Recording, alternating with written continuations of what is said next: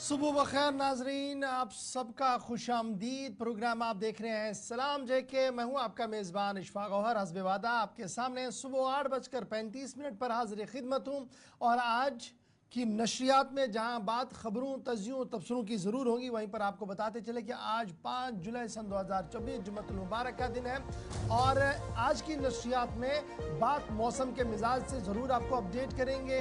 फिर आपको बताएंगे कि एक बड़ा मामला अदालत की नज़र चला है और अदालत ने नोटिस जारी किया एक बड़े मामले पर। आने वाले दिनों में अब इस पर बड़ी सियासत भी होगी, इस पर भी बात करेंगे। फिर सियासी मैदान में कुछ उथल पुथल हो रही है, कुछ अप डाउन्स हो रहे हैं, कुछ बातें दिल्ली से आ रही हैं और कुछ चीज़ें श्रीनगर में आए सजेंगी, उस पर भी हमारी नज़र रहेंगी। तजिया तबसरा करेंगे और आपकी आवाज़ हुकूमती इदारों तक 9:45 के बाद पहुंचाने की कोशिश करेंगे। यानी हमारे चारों नंबर्स ऑन होंगे और आप कॉल करेंगे, अपनी आवाज़ को बुलंद करेंगे और मामला मसाइल हुकूमत की नज़र करने की कोशिश करेंगे, इस उम्मीद के साथ कि हुकूमती इदारे आपकी आवाज़ को सुने, मुश्किलात को सुने और उनका हल निकालने की कोशिश करें। फिलहाल आपको बताते चले कि आप हमारे साथ हमारी राब्ता site Facebook, YouTube, Twitter, Instagram को और हमारी ऑफिशियल वेबसाइट www.gulistan.tv.in पर भी ज्वाइन कर सकते हैं, जहां पर हर पल आप बाखबर रहेंगे तमाम हालात वाक़ात से। तो फिलहाल प्रोग्राम का तय फॉर्मेट है और तय फॉर्मेट के हिसाब से सबसे पहले हिस्ट्री की किताब की वरगर्दानी करते हैं और जानने की कोशिश करते हैं कि जुलाई के आज के दिन में क्या कुछ माजी में अहम तरीन वाक़ात हो चुके हैं और उनमें कौन से ऐसे वाक़ात हैं जो मेरे साथी आसिफ रशीद आपके सामने रखने जा रहे हैं। स्टूडियो में मेरे साथ मौजूद है आसिफ रशीद। प्रोग्राम का आगाज करेंगे हिस्ट्री ऑफ द डे से। खुशामदीद, गुड मॉर्निंग, बहुत बहुत शुक्रिया, इस्तकबाल आप सबका और बहुत बहुत स्वागत। 8:37 हुआ चाहते हैं स्टूडियो की घड़ियों में। प्रोग्राम का आगाज तय फॉर्मेट के मुताबिक होगा आज के दिन के साथ। ग्रेगोरियन या अंग्रेजी कैलेंडर के मुताबिक आज के दिन की अहमियत क्या है, चंद अहम तरीन वाकयात हिंदुस्तान और आलमी तारीख में इस प्रोग्राम के फॉर्मेट के मुताबिक। और ये जो स्पेशल सेगमेंट है हम आपके सामने रखे अव्वलीन तरजीहात में रहता है। तो शुरुआत हिस्ट्री ऑफ द डे के साथ। आज के दिन आप देखेंगे तो जुलाई की आज 5वीं तारीख है।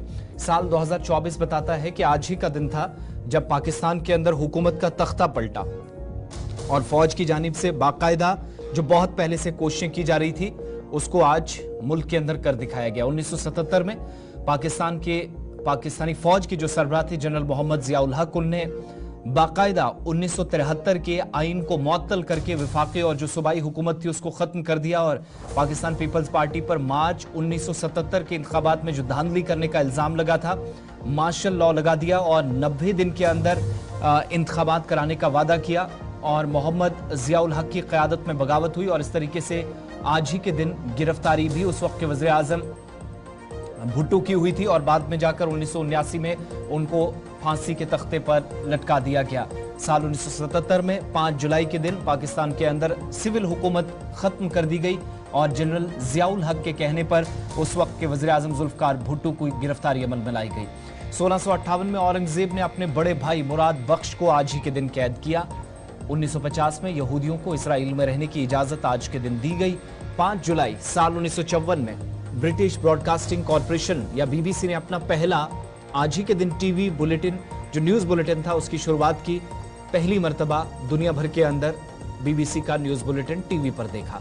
1962 में अल जज़ायर ने, जिसने फ्रांस की 132 साल हुक्मरानी से आज़ादी हासिल की। साल 1968 दिन आज का हिंदुस्तान की तारीख में जहां पहली मर्तबा ऐसा हुआ कि आज के दिन हिंदुस्तान की पहली आबदूज सोवियत रूस पहुंची। 1999 में अमेरिका ने तालिबान पर आज ही के दिन पाबंदी आयद की। साल 1922 100 बरस कबल दिन आज का हॉलैंड या जिसको डच भी कहते हैं, पहली बार आम इंतखाबात मुल्क के अंदर हुए। 2000 में आज ही के दिन दुशंबे कजाकिस्तान में शंघाई 5 ममालिक की कॉन्फ्रेंस का आगाज आज के दिन हुआ। ग्रेगोरियन कैलेंडर के मुताबिक साल 2004 में आज के दिन यूनान ने यूरो कप 2004 जीतकर फुटबॉल मुकाबला अपने नाम जब किया तो एक तारीख रकम की गई यूनान की जानिब से। मैक्सिको के जनूबी सूबे टोबला में आज ही के दिन लैंडस्लाइडिंग की वजह से 60 लोगों की जान चली गई। साल 2005 था दिन आज का जब शंघाई ताउन तंजीम या जिसको आप एससीओ कहते हैं, उसने पाकिस्तान और भारत, इसके अलावा ईरान को बतौर मुबस्सिर रुकनियत देने का फैसला आज ही के दिन किया, आज से 19 बरस कबल। तो आज एससीओ का इजलास जो आज चल भी रहा है उसको भी एक तरफ आप ये मानकर चलिएगा कि 19 बरस हो गए, क्योंकि भारत, पाकिस्तान और ईरान के एतबार से दोनों को, बल्कि तीनों को जगह 2005 में 5 जुलाई को आज ही के दिन मिली थी। तो हिस्ट्री ऑफ द डे में चंद बड़ी बातें, अहम तरीन वाकयात आपके सामने रखे हैं। इसके बाद खबरों की तरफ चलेंगे और सबसे पहले शुरुआत में हम कोशिश करते हैं कि हिस्ट्री ऑफ द डे के बाद आप तक आज के दिन की मुनासबत से खबरों के आगाज में पहुंचे मौसम का अपडेट। तो शुरुआत करते हैं, क्योंकि जम्मू में कुछ एक हिस्सों में थोड़ी सी गर्मी से राहत तो मिली है, लेकिन वादी कश्मीर के अंदर जहां पर 35 साला रिकॉर्ड टूटा है, और श्रीनगर में कल भी आपको बताया था कि कोलकाता और मुंबई जैसे बड़े शहरों से ज्यादा गर्मी थी। आज जो पिछले 24 घंटों का दर्जा हरारत है वो भी रिकॉर्ड सतह पर पहुंचा। नतीजा ये कि सूबे में जो 25 साला रिकॉर्ड्स टूटे हैं, मामूलाती जिंदगी दरहम बरहम मुख्तलिफ इलाकों के अंदर हुई है। जम्मू से और कश्मीर से कुछ एक इलाकों से इतलात हैं कि रात देर गए जरूर हल्की बारिशें हुई हैं, थोड़ी सी राहत मिली है। सुबह सुबह दर्जा हरारत जो मामूल के मुताबिक होता था उससे कम रिकॉर्ड किया गया है, लेकिन इन 24 घंटों में पहले 14-15 घंटों के दौरान शदीद नौयत की गर्मी वादी कश्मीर में दर्ज की गई है। श्रीनगर में सबसे ज्यादा दर्जा हरारत कल दिन का 35.7 डिग्री रिकॉर्ड किया गया, और ये महकमे मौसमियात की फिगर के मुताबिक 25 साल रिकॉर्ड के तोड़ने के बराबर है, यानी 25 साल का रिकॉर्ड जो है वो टूट चुका है। और अब आइंदा 48 घंटे यानी कल शाम से लेकर आज दिन को भी आप मान लीजिएगा मतलब बरालूद रहेगा। कई मकामात पर बारिशों, तेज हवाओं का सिलसिला भी चलेगा, और आज सुबह भी शहर के मुख्तलिफ इलाकों के अंदर, बालाई इलाकों के अंदर, मैदानी इलाकों के अंदर हल्की से दरमियाना दर्जे की बारिशें होंगी तकरीबन 1 से 1.5 घंटे के दौरान। और कल रात देर गए तकरीबन 10 बजे के फौरन बाद वादी के कई इलाकों के अंदर भी मतलब बरालूद हुआ। उसके बाद रात देर गए तक बारिशों का सिलसिला वहां पर चला है। और मरकजी महकमे मौसमियात और रियासती महकमे मौसमियात के मुताबिक सन 1999 में श्रीनगर का दर्जा हरारत 35.7 डिग्री रिकॉर्ड किया गया था, और कल भी दर्जा हरारत जो था वो 35.6 डिग्री रिकॉर्ड किया गया है। काजीगुंड, जिसे गेटवे ऑफ कश्मीर कहा जाता है, वहां पर दर्जा हरारत 32.8 रिकॉर्ड किया गया था कर पूरे दिन। कुपवाड़ा जो सरहदी इलाका है वहां पर 35.2 रिकॉर्ड किया गया है। और इसी तरीके से पहलगाम जो इस वक्त सयाहों का एक बड़ा मरकज बना है, वहां पर भी दर्जा हरारत 25.3 डिग्री रिकॉर्ड किया गया था। और इसी तरीके से कल जब आप देखेंगे ज्यादा से ज्यादा दर्जा हरारत वहां पर भी 30 डिग्री के आसपास था।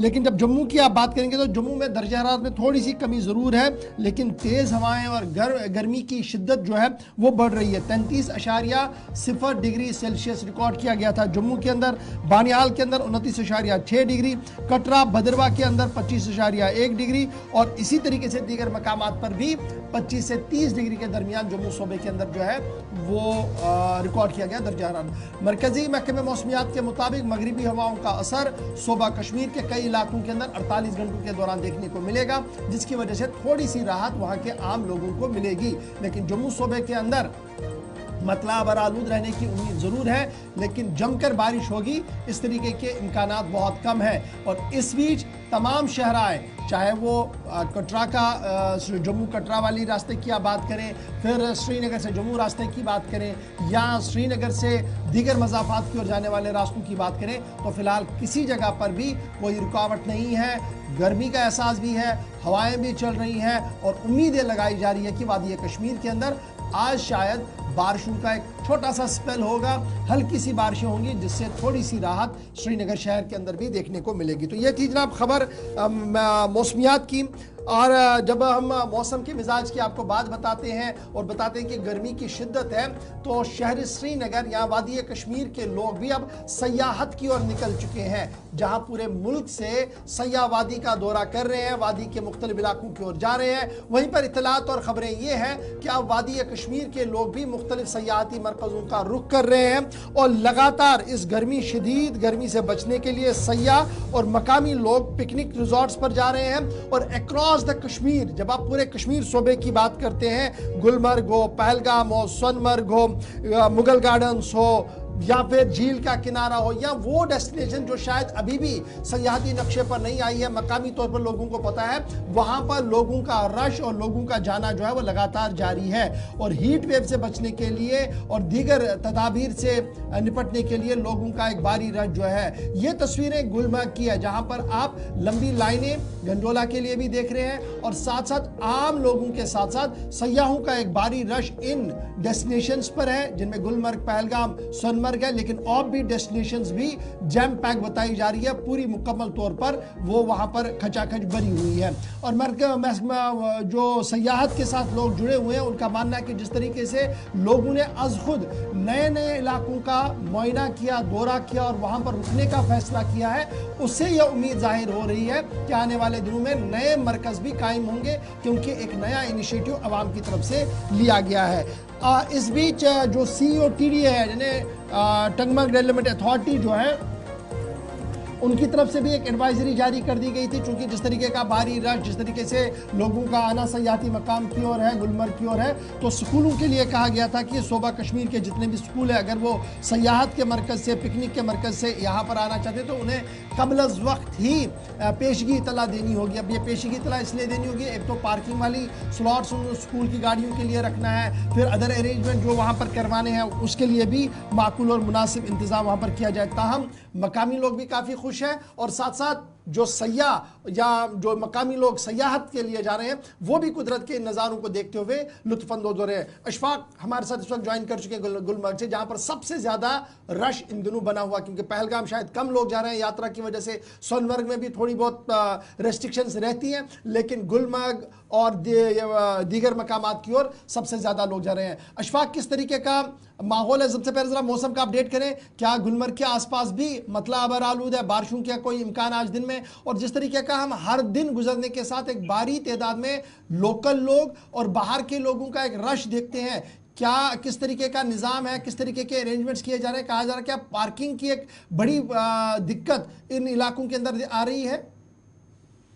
जी बिल्कुल गौर साहब, अगर पूरे बात की बात करेंगे, जहां इस वक्त गर्मी की तपिश ने आम लोगों को काफी परेशान कर रखा है, वही वादी कश्मीर की अगर बात करेंगे, इन दिनों अगरचे यहाँ पर पूरे वादी कश्मीर में सयाहों की तादाद जो है वो मौजूद है और काफी तादाद में वादी कश्मीर सयाह आ रहे हैं। और जहां आज यात्री की बात करेंगे, जहां बालथल के और जो यात्री जा रहे हैं वो भी सुबह और शाम को यात्रा मुकम्मल करने के बाद जो है सयाहती मुकाम गुलमर्ग का रुख करते हैं, क्योंकि सयाहती मुकाम गुलमर्ग में इस वक्त भी ऊपरी पहाड़ी जो है, यहाँ पर जो पूरा जो पहाड़ी बर्फ से ढकी हुई है, कोंगडोरी के साथ साथ सनशाइन पीक और जो वाटर जो लेक यहाँ पर मौजूद है, फ्रोजन लेक, वहां पर भी 1.5 फुट के करीब इस वक्त भी बर्फ मौजूद है, जहां पर सयाह जो है गंडोला के जरिए आते हैं और वहां से घोड़ों के जरिए उस लेक पर पहुंचते हैं और जहां पर उनको बर्फ मिलती है।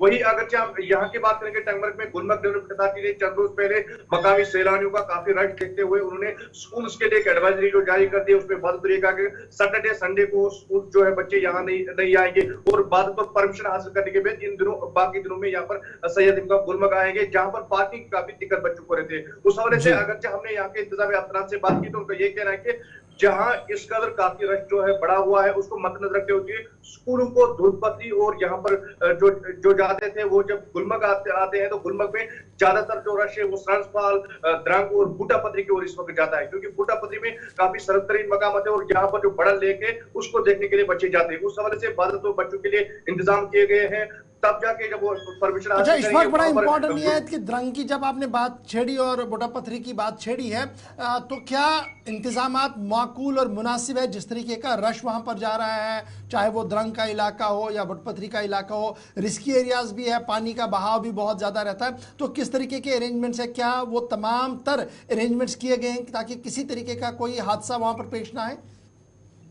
जी बिल्कुल, अगर हम बूटा पत्री के साथ साथ यहाँ पर ड्रम की बात करेंगे, यहाँ पर जम्मू कश्मीर पुलिस ने जब से एडवाइजरी जारी कर दी है, वहां पर जम्मू कश्मीर पुलिस ने अपनी नफरी तैनात की है और बाद और वहां पर जो है अनाउंसमेंट भी की जाती है कि इस नाले की ओर जो सयाह है या मकामी लोग जो नाले के पास में इन दिनों गर्मी की तपिश के बीच सेल्फियां लेते हैं, उनके लिए बाद एडवाइजरी जारी करती है, लेकिन उसके बावजूद भी अगर बच्चे या कोई जाते हैं तो उनको वहां पर मना किया जा रहा है। लेकिन जिस कदर आज भी हम देखेंगे कि गुलमर्ग की ओर सुबह सुबह जो है यहाँ पर हजारों की तादाद में सयाह आते हैं और उन्हीं मुकामात को पसंद कर रहे हैं। हम ये समझते हैं कि जिस तरह से स्कूल उसका मकामी लोग का रश है, और खास बात यह कि 4 बजे के बाद अगर बात करेंगे कि श्रीनगर के बेशतर लोग जो है नून चाय लेकर जो है टंगमर्ग पहुंचते हैं और द्रंग और बाबरशी स्ट्रंज में चाय की चुस्कियां पसंद करते हैं मकामी फैमिली के साथ साथ। अच्छा, अब ये भी बताइए, चूंकि एक और स्पॉट का आपने जिक्र किया, फटाफट से बताइए, बाबा ऋषि के हवाले से भी एक मजहबी मकाम है, एक अच्छी खासी आबादी वहां पर भी आती है, क्या वहां पर माकूल और मुनासिब अरेंजमेंट्स किए गए हैं कि अगर कोई रुकना चाहता है वो रुक रुक पाए वहाँ पर, या दिन गुजारना चाहे अच्छे से गुजर पाए, क्योंकि वहाँ पर भी स्पेस हम देखते हैं तो पार्किंग की बड़ी दिक्कत है, फिर खाने पीने के मामला भी वहाँ पर हमेशा लगे रहते हैं। तो किस तरीके का निज़ाम बाबा ऋषि सेंटर पर है? बिल्कुल गौर साहब, अगर हम साल 2019 की बात करेंगे, जिससे पहले अगर हम वक्फ बोर्ड की तरफ से काफी इंतजाम कम देखने को मिलते थे, माकूल इंतजाम इन मकामात पर नहीं थे, क्योंकि बाबा ऋषि श्राइन एक ऐसा श्राइन है, एक ऐसी दरगाह है जहां पूरे जम्मू कश्मीर में लंगर जो है वहां पर अगर आपको देखने को नहीं मिलेगा, लेकिन यहाँ पर 24 घंटे लंगर की सुविधा है। जो यहाँ पर जायरीन आते हैं उनके लिए मुफ्त खाना और चाय के साथ साथ जो बाकी मामला होते हैं वो भी होते हैं। लेकिन इस बार अगर हम देखें कि चंद ही रोज पहले यहाँ पर अगर जो एक स्मार्ट किचन जो है वो शुरू किया गया था, और उस स्मार्ट किचन में अब लाके क्योंकि धुआं जो होता था, बाकी मामला होते, लकड़ी लेते थे यहाँ पर, उसको जलाने के बावजूद यहाँ पर आप स्मार्ट किचन को भी शुरू किया गया, और जो टॉयलेट की फैसिलिटी है वो भी रखी गई, और तमाम जो बिल्डिंग के सामान एक की अगर बात करें, दो जो जिससे ज्यादातर जायरीन पसंद करते थे बैठने के लिए, वहां पर आप रंग रोगन भी शुरू किया गया है। और अब ये समझते हैं कि यहाँ पर जो जायरीन आते हैं वो काफी खुश होते हैं, और वक्फ बोर्ड से जो है काफी तफसीलात फराहम करने के लिए। वादी कश्मीर से हमारे साथ थे। और ये सिर्फ नॉर्दर्न बेल्ट की बात नहीं है, जब आप सेंट्रल कश्मीर को भी देख रहे हैं, हम आपको बता रहे हैं कि लद्दाख से लगने वाले पहाड़ी सिलसिले में भी बड़ी तादाद में सयाह इन दिनों मौजूद हैं। ट्रैफिक मैनेजमेंट का भी एक बड़ा मसला इंतजामिया के सामने है इस दौरान।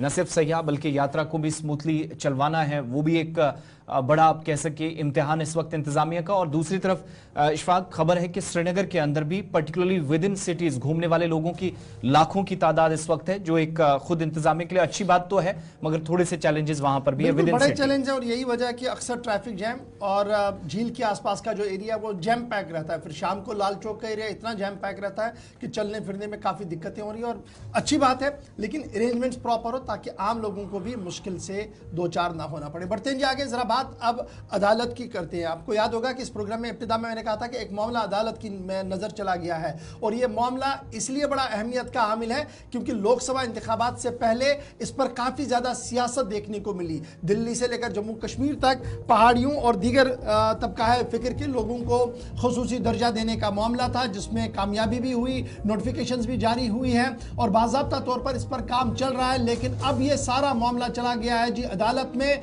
और बाज़ाब्ता तौर पर जम्मू कश्मीर लद्दाख हाई कोर्ट में पिटीशन दाखिल कर दी गई है, और जिस पिटीशन को एक्सेप्ट किया गया है, पिटीशन फाइल की गई है इस मामले को लेकर जी, grant of ST status to Paharis और दूसरे कबाइल को दिया गया है, इस पर एतराज़ात किए गए हैं, जिसके बाद डिवीजन बेंच ने इंतजामिया को इस पिटीशन के हवाले से जवाब देने के लिए वक्त दे दिया है। और पिटीशन जो फाइल किया है वो गुजर और बकरवाल कम्युनिटी की तरफ से किया गया है, मुख्तलिफ लोगों की तरफ से किया गया है, जिसमें यह कहा गया है कि जिस तरीके से सरकार ने मुख्तलिफ कबाइल को इस जुमरे में लाया है वो दरअसल बुनियादी कानून की खिलाफ वर्जी है। और डिवीजन बेंच ने अब इस मामले की अगली समाअत 12 अगस्त सन 2024 को मुकर्रर की है।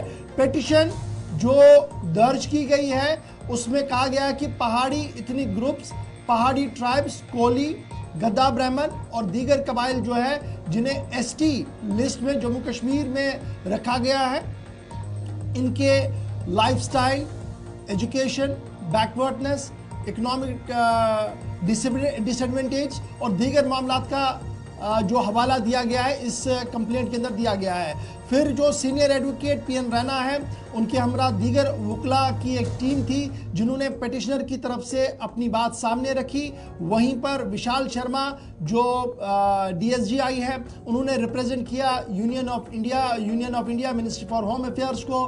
फिर ट्राइबल अफेयर्स की तरफ से, सेंसस की तरफ से, किबी की तरफ से जो डिप्टी एडवोकेट जनरल और उनकी सारी टीम थी वो अदालत के अंदर मौजूद थी।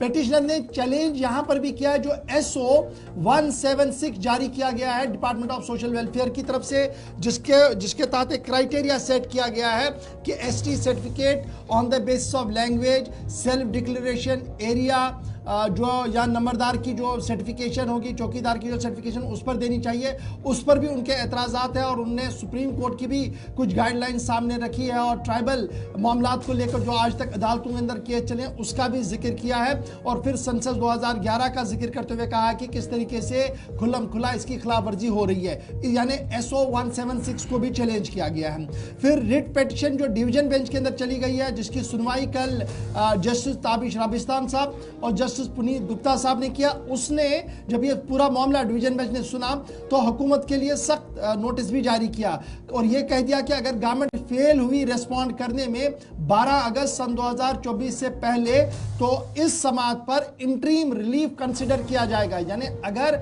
सरकार की तरफ से माकूल और मुनासिब जवाब नहीं दिया गया तो इंटरीम रिलीफ के ओर डिवीजन बेंच चलेगा।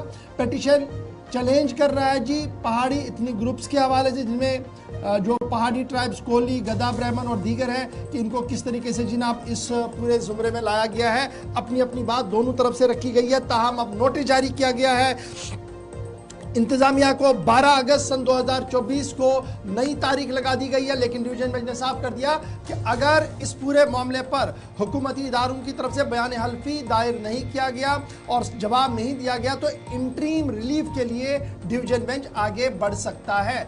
माना जा रहा है कि 30 से 35 मिनट तक अदालत के अंदर यह बहस चली है, जिसके बाद डिवीजन बेंच ने नेक्स्ट हियरिंग 12 अगस्त सन 2024 कर दी है। यानी एक नया महाज खुला है अदालत के अंदर और इस महाज का असर पुंछ, रजौरी, अनंतनाग, शोपियां और आसपास के इलाकों के अंदर अब आपको साफ नजर आएगा। आप सब जानते हैं कि इस साल एक पेशरफ्त हुई। जनवरी और फरवरी के महीने में दूसरा हफ्ता था, 6 फरवरी की तारीख थी, जिसको ये तमाम जो अभी कम्युनिटीज गिनकर बताई, जिसमें पहाड़ी, कोलीज, गद्दा ब्राह्मण्स हैं, पडारीज हैं, जिनको एसटी का दर्जा दिया गया तो 10% रिजर्वेशन इनके लिए भी रहेगी और जो गुज्जर बकरवालों को 10% मिलती थी उसको कंटिन्यू करने का फैसला हुआ, उसमें कोई कटौती नहीं की गई। तो उस वक्त एक तारीखी दिन इसको करार दिया गया। फिर जब लोकसभा इंतखाबात हुए उससे पहले जबरदस्त कैंपेन चली और उस कैंपेन में कोई अगर हॉट टॉपिक था तो वो यही रिजर्वेशन का मामला था।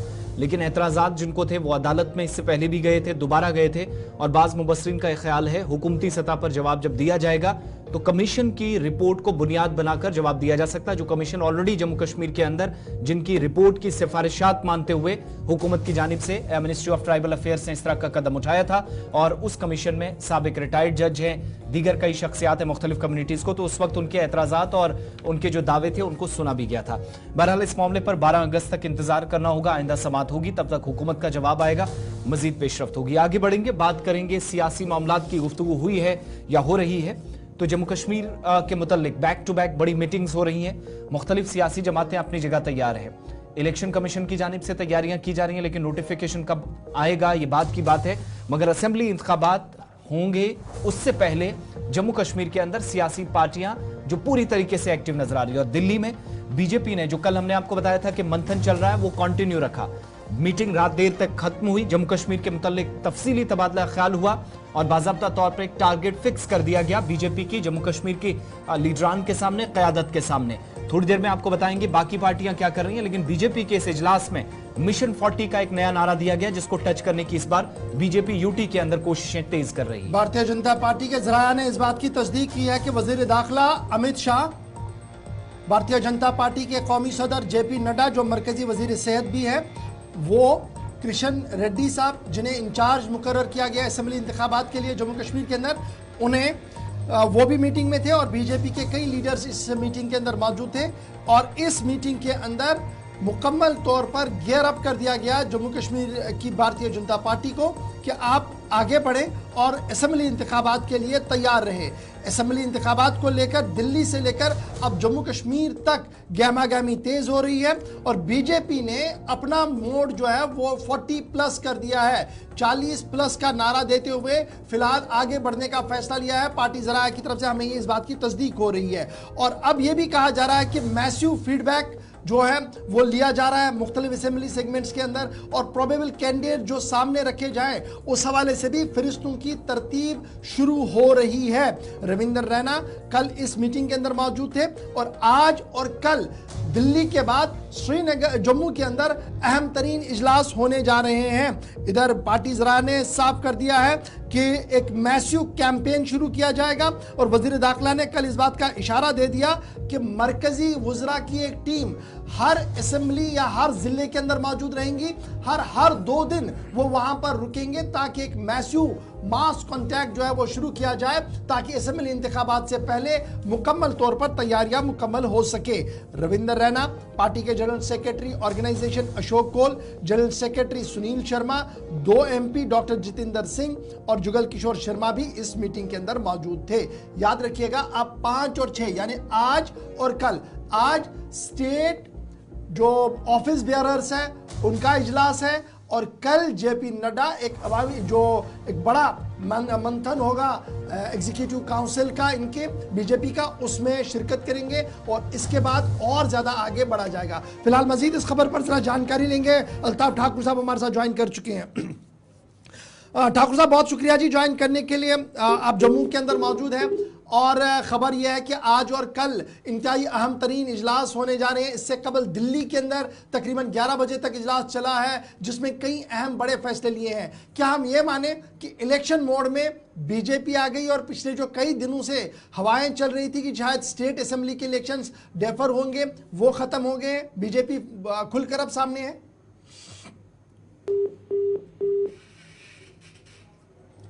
अल्ताफ साहब से गालिबन राब्ता मुनक़ता हुआ है, कोशिश करेंगे दोबारा राब्ता कायम करने की। आप सब जानते हैं कि भारतीय जनता पार्टी की जानिब से दिल्ली के अंदर जो इजलास मुनक़िद हुआ इसमें जम्मू कश्मीर की क़यादत को मदऊ किया गया था। आप ये तस्वीर जो देख रहे हैं जिसमें पार्टी सदर हैं, जम्मू कश्मीर का जो नए इंचार्ज जी किशन रेड्डी को बनाया गया वो इसमें है, रुकने पार्लियामेंट दोनों आपको नजर आ रहे होंगे बीजेपी के जो जम्मू प्रोविंस से जीत कर गए हैं वो इस इजलास का हिस्सा थे और ये सारी स्ट्रेटजीज उस वक्त बन रही हैं जब 30 सितंबर बिल्कुल पास आ रहा है। अल्ताफ ठाकुर साहब हमारे साथ हैं, इशफाक ज्वाइन किए हुए हैं। अल्ताफ साहब बहुत शुक्रिया जी ज्वाइन करने के लिए। आप जम्मू के अंदर हैं, आज और कल इंतहाई अहम तरीन 2 इजलास बीजेपी के हैं, लेकिन जो हवाएं जो खबरें पिछले कई दिनों से गर्दिश कर रही थी कुछ सर्कल्स के अंदर कि शायद बल्दियात और पंचायत के इंतखाबात पहले और असेंबली के इंतखाबात बाद में होंगे, क्या हम ये माने कि कल की मीटिंग के बाद सारा कुछ क्लियर हो गया, बीजेपी मिशन मोड में आ गई और असेंबली की तैयारियों में जुट चुकी है? शुक्रिया गवर्नर साहब। वैसे तो कल जो आज जो स्टेट ऑफिस बेयरर्स की मीटिंग है और परसों कल वो एग्जीक्यूटिव मीटिंग है, ये हमेशा एग्जीक्यूटिव बॉडी की मीटिंग होती है, लेकिन इस बार जो आने वाले असेंबली इलेक्शंस है उनको देखते हुए इसको एक्सटेंड किया गया और उसका एक्सटेंड एग्जीक्यूटिव बॉडी मीटिंग रखा। और जहां तक भारतीय जनता पार्टी का ताल्लुक है हम इलेक्शन मोड में आ चुके हैं और जो ये अफवाहें फैल रही है मुझे लगता है इसमें कोई सच्चाई है, कोई सदाकत है कि अभी इलेक्शन नहीं होंगे।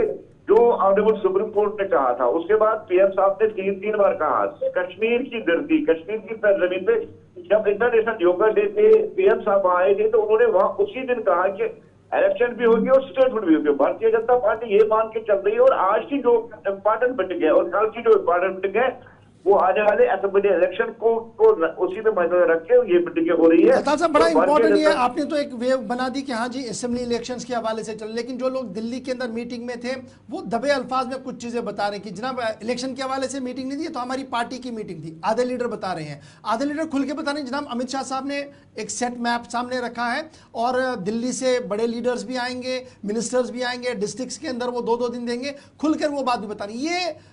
ये जो क्या ये हाईकमांड का ऑर्डर है कि जनाब इलेक्शन के बारे में बिल्कुल आप खामोश रहिए, कोई बात नहीं करें, या शायद लीडर कंट्रोवर्सी से बचना चाहते हैं?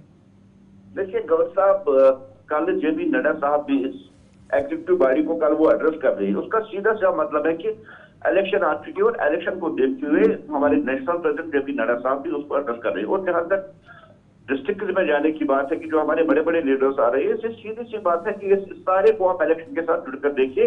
इसका मतलब है कि इलेक्शन का बिल्कुल हो चुका है और इलेक्शन की कंपेनिंग शुरू हो गई है और आज बाकायदा आगाज होगा इस ऑफिस बेयरर्स मीटिंग से। यहाँ क्या निकल के आएगा उस वक्त तक बता देंगे, लेकिन भारतीय जनता पार्टी पूरी तरह से असेंबली इलेक्शन की तैयारियों में लग चुकी है। और जो कोर ग्रुप की टीम दिल्ली गई है, मुझे लगता है वहां भी यही कहा गया है कि इलेक्शन की तैयारी में लग जाए और इलेक्शन आने वाले कुछ महीनों में है वो पहले हम सुनते थे कि मिशन 55+ है, अब सुन रहे हैं कि मिशन 40 पर आ गई है। क्या ये लोकसभा इलेक्शंस के नताइज जो सामने आए उसके बाद ये हिकमत अमली तरतीब दी गई कि भैया 40 सीट्स पर पूरा फोकस करें? अगर 40 सीट्स की हम बात करें तो फिर कश्मीर सूबे के हाथ तो कुछ भी नहीं लगेगा बीजेपी को। नहीं गौर साहब, ऐसा नहीं। 50+ हमारा मिशन है। अगर आपने नजर डाली होगी कि जो 36 पार्लियामेंट इलेक्शन में जहां 2 सीटें हम लड़े थे 100% स्ट्राइक के साथ हमने दोनों सीटें जीती, वहां हमने 29 सीट उस पर लीड की है और कश्मीर में हम लड़ेगी। ये 50+ जो हमारा टारगेट है कमल खिलाना है, इस पे डबल डिजिट पे कश्मीर में भी कमल खिलेंगे और 50+ का नारा हमारा पूरा होगा। चलिए, बहुत शुक्रिया बहुत जी। शुक्रिया। अल्ताफ ठाकुर साहब हमारे साथ बता रहे थे कि जनाब अफवाहें जो गर्दिश कर रही थी वो बिल्कुल सही नहीं है। बीजेपी मिशन मोड में आ चुकी है, इलेक्शन की तैयारियों में बीजेपी जुट चुकी है। कल रात देर के तकरीबन 10:30-11 बजे तक जी कृष्ण रेड्डी साहब की सिर्फ घर पर मीटिंग इख्ताम हुई। अमित शाह साहब वहाँ पर मौजूद थे और वहाँ पर भी एक सेट किया गया कि किस तरीके से हमें आगे बढ़ना होगा। जी, ये तो थी बात जनाब इलेक्शंस की। ब्रेक पर जाना है, एक छोटा सा ब्रेक हम लेंगे। ब्रेक के उस पार आएंगे तो आपको बताएंगे कि आज का दिन दिल्ली की सियासत के अंदर इंतहाई अहम है, क्योंकि दो अहम शख्सियात की हलफ बर्दारी है। कौन लोग हैं, वो क्या मामला है, इस पर गुफ्तगू करेंगे। फिर श्रीनगर के अंदर सियासी मैदान के अंदर एक और अहम तरीन इजलास शुरू होगा। वो इजलास क्या है, उस पर बात करेंगे। फिर आप तैयार हो जाइए, स्मार्ट शहर में आप रह रहे हैं और आपका बजट मजीद ढीला हो सकता है, आपका बजट बिगड़ सकता है। कहां पर क्या कुछ होने वाला है बताएंगे। तीनों बड़ी खबरें आपको, आप बने रहेंगे हमारे साथ छोटे से ब्रेक के फौरन बाद।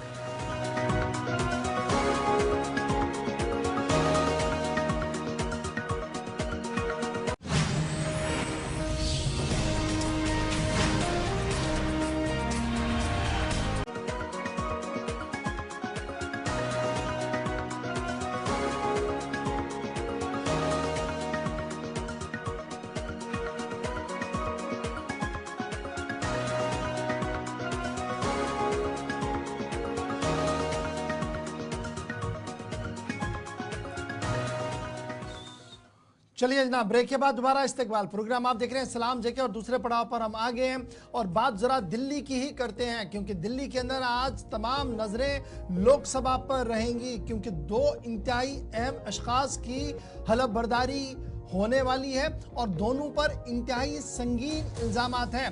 एक का ताल्लुक जम्मू कश्मीर से और एक का ताल्लुक पंजाब से है। इंजीनियर रशीद और अमृतपाल की आज होगी हलफ बर्दारी। यूएपीए एक्ट के तहत दोनों मुख्तलिफ जेलों के अंदर नजरबंद हैं और बाज़ाब्ता तौर पर अदालती अहकामात के तहत कस्टडी पैरोल जो है दोनों को मिली है और इस तरीके से दोनों आज हलफ बर्दारी की तकरीब वहां पर मौजूद रहेंगे और स्पीकर के चैम्बर में बाज़ाब्ता तौर पर तमाम इंतजामात मुकम्मल कर लिए गए हैं। अमृतपाल सिंह जिसकी उम्र 31 साल है और इंजीनियर रशीद जिसकी उम्र 55 साल बताई जाती है, वो आज बाज़ाब्ता तौर पर स्पीकर के चैम्बर में हलफ बर्दारी अपनी हलफ लेंगे, क्योंकि वो लगातार जेल के अंदर है और दोनों पर इंतहाई सख्त इल्जामात लगे हुए हैं।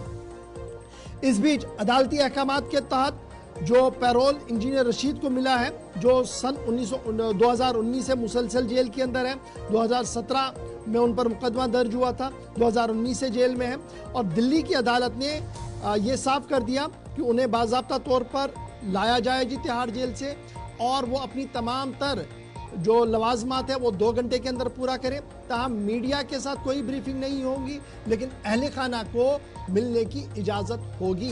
यही वजह है कि श्रीनगर से उनके दोनों बेटे, माँ और अहलिया जो है शायद दिल्ली पहुंच चुकी है।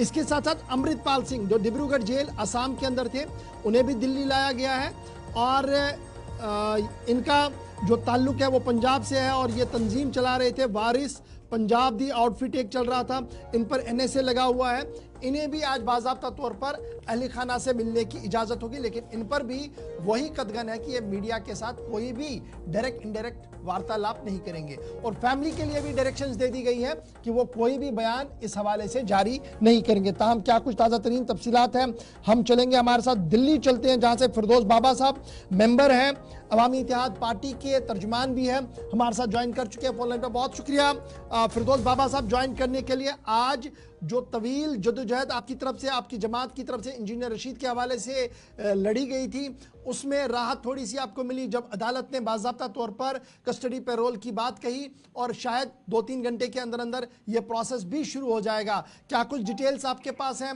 और कौन कौन से लोग हैं जो आज इंजीनियर रशीद साहब से मुलाकात करेंगे? जी, पहले तो मुझे दावत देने के लिए आपका बहुत बहुत शुक्रिया। तो जिस हवाले से आपने बात की कि इंजीनियर रशीद साहब की हलफ बर्दारी होगी मीडिया में, हाँ, हमारी कुछ एक पार्टी के लीडरान हैं जो यहाँ पे आए हुए हैं और जो कुछ वॉलंटियर्स हैं जो वॉलंटियरली यहाँ पे आए हैं, हालांकि उनको ये पता है कि कोर्ट ने थोड़ी कदगन लगाई है कि जो उधर दिन उनके फैमिली मेंबर जो हैं वो सबसे नहीं मिल सकते, और रशीद साहब पे ये पाबंदी भी है कि वो मीडिया के साथ बात नहीं कर सकते। मगर लोगों का प्यार ऐसा है, रशीद साहब लोगों के दिल पे आते हैं, नौजवानों पे। तो कुछ एक पे आए हैं, हालांकि कुछ एक अभी रास्ते में ही हैं और पहुंच सेक्रेटरी के बाद कहीं ना कहीं ये उनकी कोशिश रहेगी कि एक बनक मिल जाए, एक दीदार हो जाए और उनके और बाकी जो हमारे लीडर साहिबान हैं वो भी रहेंगे पार्लियामेंट के बाहर ही। बिल्कुल हम एहतराम करेंगे जो भी कोर्ट ने फैसला दिया है और जो कदगनें लगाई हुई हैं उन पे उनका एहतराम करते हुए हम बाज़ाब्ता। फिर दोस्त साहब टाइमिंग क्या फिक्स की गई है, कब तक ये सारी हल्फ बर्दारी की तकरीब जो है इन दोनों के लिए होनी है, पर्टिकुलरली रशीद साहब की? जी अमृतपाल जी का तो मुझे पता नहीं, तो बाकी मैं रशीद साहब की बात कर रहा हूँ। तो 2 घंटे का टाइम दिया हुआ है, मगर ऐसा कुछ भी नहीं है क्योंकि उनकी रजिस्ट्रेशन भी वहाँ पे होनी है और हलफबर्दारी भी होनी है, उसमें थोड़ा टाइम लगेगा। और कोर्ट ने ये भी इजाजत दे दी कि अगर 2 घंटे से ज्यादा भी टाइम लग जाता है तो उसमें कोई प्रॉब्लम नहीं होगी। तो जब भी रजिस्ट्रेशन वगैरह कंप्लीट होगी तो इनको वापस तिहाड़ जेल वापस लिया जाएगा। जी ये टाइमिंग एग्जैक्टली कोई फिक्स हुई है या अभी इंतजार करना होगा इसके लिए? नहीं, अभी तो कोई फिक्स टाइम नहीं है। तो जैसे कि कल हमारे पार्लियामेंट अथॉरिटीज के साथ बात हुई थी, उन्होंने कहा कि हम पूरा दिन तैयार रहेंगे। तो जब भी एनआईए को या जेल अथॉरिटीज को ये लगेगा कि जिस टाइम पे भी उनको मौफिक लगेगा कि इंजीनियर रशीद साहब को लाना है तो हम पूरा फैसिलिटेट कर देंगे उनकी हलफबर्दारी की, उनके रजिस्ट्रेशन की। तो इसमें टाइम की जो उन्होंने ऐसे खुले तौर से जिक्र नहीं किया। तो फिर क्या हम ये माने कि जी स्पीकर साहब के चैम्बर में ही ये हलफबर्दारी की तकरीब होगी? बिल्कुल, अभी तो सेशन तो खत्म हुआ 3 तारीख को, तो उसके बाद जो भी हलफबर्दारी होती है वो स्पीकर के चैम्बर में ही होती है। तो बिल्कुल रशीद साहब की भी हलफबर्दारी जो है वो स्पीकर के चैम्बर में ही होगी। फिर साहब ये भी बताइएगा कि अहले खाना में कौन कौन है जो दिल्ली के अंदर मौजूद है, जो पार्लियामेंट के अंदर जाएंगे और इंजीनियर रशीद साहब के साथ रहेंगे? बिल्कुल, इनके 3 बच्चे हैं, असरार, अबरार और इनकी छोटी एक बेटी है शबनम नामी। तो और रशीद साहब की स्पाउस हैं। तो बस यही 4 लोग होंगे जो उनके साथ होंगे हलफबर्दारी में। फिर दोस्त साहब आप जो आज चूंकि वो कॉन्स्टिट्यूशनल ओहदे पर एक तरह से फाइज हो जाएंगे इस जिम्मेदारी के बाद, क्या स्ट्रेटजीज रहने वाली हैं जब रुकने पार्लियामेंट वापस जेल चले जाएंगे? अवामी इत्तेहाद पार्टी की जानिब से इस सिलसिले में ऑन ग्राउंड काम भी करना पड़ेगा, बड़ी जिम्मेदारी दी गई है, एक बड़ा इलाका है, 3-4 डिस्ट्रिक्ट्स मिले हुए हैं। तो क्या स्ट्रेटजीज पार्टी लेवल पे इस वक्त बनाई गई हैं या तैयार की जा रही हैं? तो हम पार्टी लेवल पे हमें पूरी उम्मीद है कि हलफबर्दारी के बाद इंजीनियर रशीद साहब को भी रही और टाइम इनकी बेल उस टाइम हमारी एक मुनज़्ज़म पार्टी है। हम बिल्कुल लोगों के कामों के लिए पेश होंगे। हम बिल्कुल अगर उनको लगेगा और जो हमारे लीगल काउंसिल है उनके साथ बात करेंगे कि वो जेल से ही अपने जो उनकी रिस्पॉन्सिबिलिटीज है उनको पूरा कैसे कर सकते हैं, वो देखेंगे। इसमें लीगल लवाजमात क्या है वो देखेंगे और हमारी पूरी कोशिश रहेगी कि लोगों की उम्मीदों पे हम उतरें।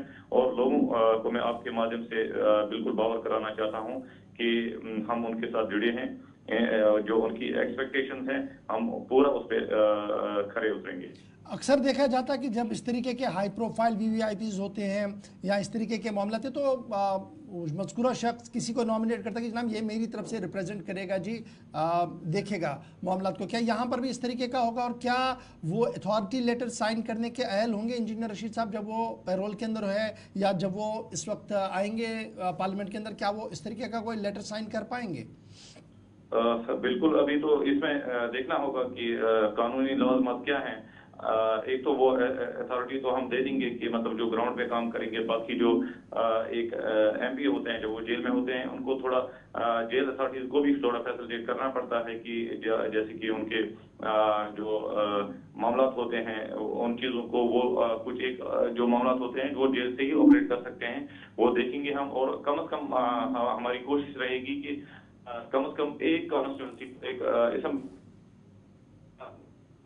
हमारी स्टेट की असेंबली कॉन्स्टिट्यूंसीज है, जैसे कि बारामूला पार्लियामेंट कॉन्स्टिट्यूंसी में कभी करीब 18 असेंबली कॉन्स्टिट्यूंसी आते हैं।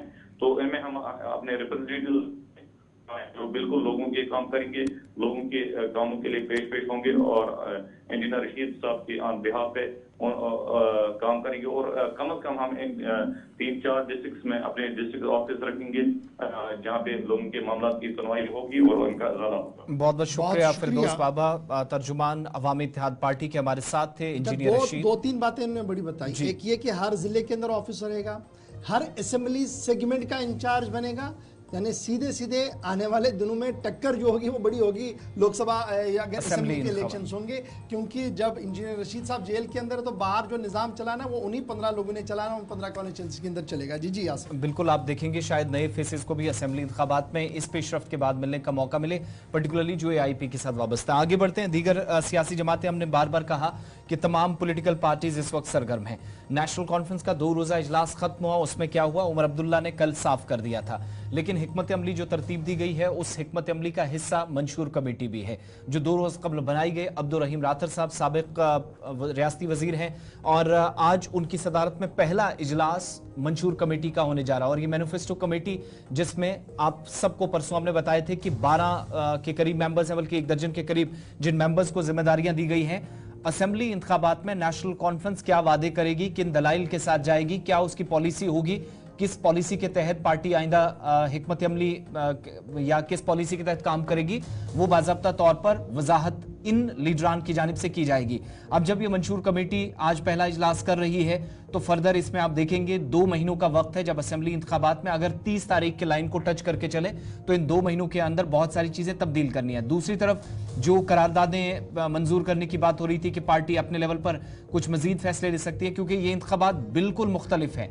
साल 2014 के बाद पहला असेंबली इलेक्शन होगा, अगर वक्त पर यह हो जाता है तो 10 साल की तवील मुद्दत के बाद, पूरे 10 साल के बाद ये इलेक्शंस होंगे और उसमें मुख्तलिफ पार्टियां अवाम के अंदर वोटर्स को लुभाने के लिए क्या कर सकती हैं, ये तमाम कोशिशें लोकसभा इंतखाबात में भी हुई और इस बार भी होंगी। और आज जब अब्दुल रहीम राथर साहब की सदारत में मंशूर कमेटी का इजलास होगा तो इस बात को यकीनी बनाने की भी कोशिश होगी कि नेशनल कॉन्फ्रेंस की जो कमियां, कोताहियां या खामियां रही पिछले इंतखाबात में, जहां पर शायद उनकी बातें या उनके नारे काम चंद एक जगहों पर नहीं कर सके, उन असेंबली हलकों में, कॉन्स्टिट्यूंसीज में कैसे पार्टी काडर को मजबूती के साथ उतारेंगे और मुस्तहकम अपनी पोजीशन करेंगे।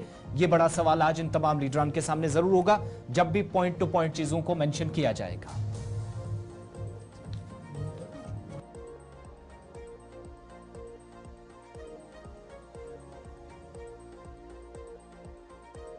सियासत को छोड़कर जरा आगे बढ़ते हैं और बात एक और अहम मामले की करते हैं और बात आपको बताते हैं कि अब आपका बजट बिगड़ सकता है, क्योंकि आप रह रहे हैं जी स्मार्ट शहर के अंदर, स्मार्ट सिटी के अंदर, और स्मार्ट सिटी के अंदर अब एक और इकदाम उठने जा रहा है और इस ज़िमन में तमाम तर तैयारियां मुकम्मल हो गई हैं। और याद रखिएगा कि पहले आपके घरों पर लगा था स्मार्ट पावर मीटर और अब लगेगा जी स्मार्ट वाटर मीटर। तैयार रहिएगा, क्योंकि जम्मू कश्मीर इंतजामिया का बड़ा फैसला हो चुका है कि श्रीनगर के अंदर स्मार्ट वाटर मीटर लगाए जाएंगे और इस ज़िमन में ज़मीनी तैयारियों को मुकम्मल कर दिया गया है और हमारी ज़राया के मुताबिक रवां साल के आखिर तक इस पर काम शुरू किया जाएगा। जम्मू कश्मीर इंतजामिया ने इंस्टॉल करना है जी स्मार्ट वाटर मीटर, अब हर इलाके के अंदर होंगे और इस ज़िमन में तमाम तर तैयारियों को हतमी शक्ल दे दी गई है। प्रोजेक्ट की इम्प्लीमेंटेशन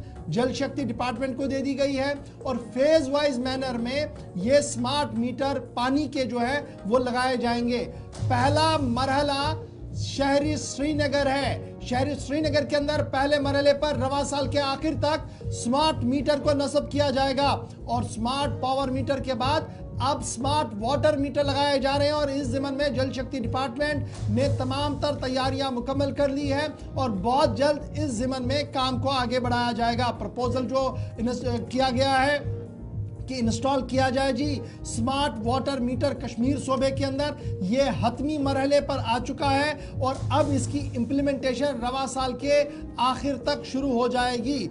सबसे पहले कमर्शियल एस्टैब्लिशमेंट यानी होटल्स, बड़े बड़े लॉज, बड़े बड़े एस्टैब्लिशमेंट्स जो कमर्शियल एस्टैब्लिशमेंट्स हैं वहाँ पर सबसे पहले इसको लगाया जाएगा उसके बाद दीगर कैटेगरियों को चुना जाएगा एक एक करके, जहां पर ये तमाम स्मार्ट मीटर्स पानी के लगाए जाएंगे।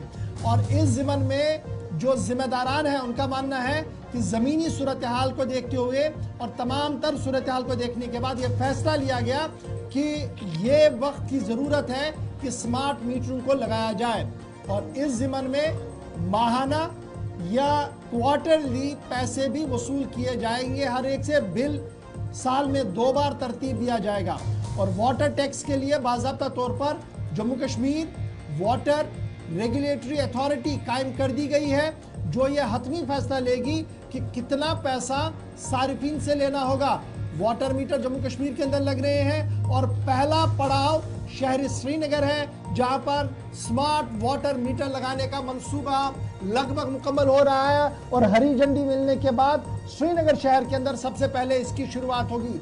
स्मार्ट शहर में आप रह रहे हैं, स्मार्ट पावर मीटर लग चुके हैं और अब पानी भी आप माकूल और मुनासिब तरीके से इस्तेमाल करें, इसलिए अब आपके घरों में स्मार्ट मीटर नस्ब किए जाएंगे पानी के, ताकि माकूल पानी इस्तेमाल हो, सही तरीके से पानी का इस्तेमाल हो और इसका टैक्स भी मुकर्रर किया जाएगा, जो कमीशन बनाया गया है उनकी तरफ से वो वसूल किया जाए। और इस ज़िम्मन में बुनियादी तौर पर जो ग्राउंड होमवर्क होता है वो डिपार्टमेंट की तरफ से मुकम्मल कर दिया गया है। और हमारे ज़राया इस बात की तस्दीक कर रहे हैं कि इस साल के आखिर तक स्मार्ट मीटरों का क़याम वादी के अंदर शुरू हो जाएगा और इस ज़िम्मन में हतमी शक्ल और हतमी फरिश्तें तैयार की जा रही हैं कमर्शियल एस्टैब्लिशमेंट की।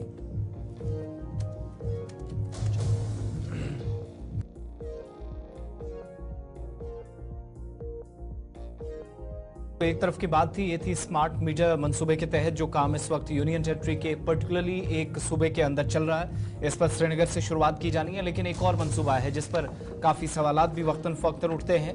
और वादी कश्मीर के अंदर पिछले कुछ दिनों से और इस प्रोग्राम में भी हमें शिकायतें मौसूल हुई कि बिजली नरकों में अचानक इजाफा कर दिया जाता है। बिजली के हवाले से हम बात कर रहे हैं और इस पर बाज़ाब्ता तौर पर लोगों के मुसलसल बयानात और सवालात के बीच दबाव कहीं ना कहीं केपीडीसीएल महसूस कर रहा है और एक वजाहती बयान उनकी तरफ से भी पेश किया गया है। इस बयान में कितना नुकसान कितना फायदा पिछले 1 साल या इस माली साल के दौरान हुआ वो भी मेंशन की गई है, लेकिन जो लोगों के सवालात थे उस पर बाज़ाब्ता तौर पर जो पावर चार्जेस हैं, जो आप लोग किराया देते हैं बिजली का, उस पर बयान बताता है कि 68% के आसपास सार्फिन ऐसे हैं जिनसे फ्लैट रेट्स लिए जाते हैं। 68% ऐसे कंज्यूमर्स हैं जिनसे फ्लैट रेट, यानी जो लोग का मैक्सिमम एरियाज में बता रहे हैं कि जरूरत से ज्यादा बिजली की नरखें उन तक पहुंचती हैं, एक महीने कुछ होता है, अगले महीने अचानक से बढ़ा दिया जाता है। ये उसका एक तरह से जवाब देने की कोशिश की गई है। दूसरा, केपीडीसीएल इस बात को एक बार फिर से दोहरा रहा है कि जॉइंट इलेक्ट्रिसिटी रेगुलेटरी कमीशन, जिसको आप JERC कहते हैं, उसकी जो सिफारिशात होती हैं वो जो कहता है उसके मुशाहिदे के बाद जो रिपोर्ट्स आती हैं उसके मुताबिक ही बिजली के किराए में अगर कहीं पर इजाफा किया जाता है तो ये जो जॉइंट इलेक्ट्रिसिटी रेगुलेटरी कमीशन है उसके कहने पर या उसकी जानिब से ये सारी चीजें होती हैं, तो इसलिए केपीडीसीएल को इसमें घसीटना ये काम सही नहीं है। साल 2023 और 24 में मुख्तलिफ हिस्सों के अंदर आज के वक्त में जितने लोगों के घरों में मीटर्स लगे हैं उसमें केपीडीसीएल बताता है कि 15% के आसपास लोग ऐसे हैं जिनसे बढ़ाकर या किराया जितना पहले था उससे बढ़ाकर लिया गया, जिसका मतलब है जो मीटर्ड एरियाज हैं उनमें 15% के आसपास बढ़ा है। दूसरी तरफ जहां पर नुकसान और फायदे की बात कर रहे हैं तो 2023 में अभी तक मुख्तलिफ हिस्सों में जो नुकसानात बिजली महकमे को या केपीडीसीएल के मुताबिक अथॉरिटीज को होते थे तो वो तकरीबन 2021 में 63% के आसपास था और 2023-24 में वो कम होकर 41% तक पहुंच गया। ट्रांसमिशन लॉसेस में भी कहीं ना कहीं कमी हुई है, ताहम जो शिकायतें सार्फिन की तरफ से थी कि जनाब 4 स्टोरी मंजिला मकान है उसको भी इतना पैसा देना पड़ता है और मेरे पास 2 कमरे हैं, गीजर भी नहीं है, मुझे भी इतना पैसा दे रहा है। इस पर क्लियरिफिकेशन केपीडीसीएल की तरफ से दी गई है और यह साफ कर दिया गया कि 60% से ज्यादा कंज्यूमर्स अभी ऐसे हैं जो फ्लैट रेट पर अपनी बाकायदा बिलें दे रहे हैं, जिसको लेकर तरह तरह के सवाल भी है। सीधे श्रीनगर भी चलेंगे, इमरान हमारे साथ ज्वाइन करेंगे।